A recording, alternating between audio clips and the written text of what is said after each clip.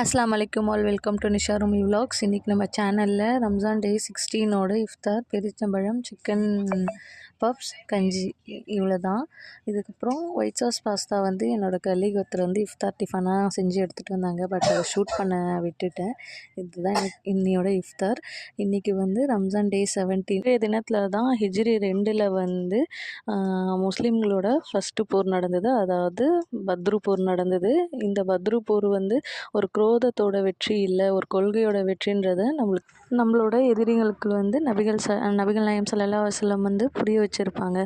அது கூட இல்லாமல் வெற்றிக்கான பாதை எப்போவுமே வந்து களங்கமற்ற கொள்கையும் அர்ப்பணிப்புமே தான் தவிர ஆள்பலமும் ஆயுத பலமும் இல்லை அப்படின்றத வந்து பத்ரு போர் வந்து நான் எல்லாருக்குமே வந்து கற்றுத்தந்திருக்கு. இந்த பத்ரு போர் நினைவு தினத்தில் பத்ரு சஹாபாக்களுக்காக யாசின் ஓதிப்போம். அஸ்லாம்.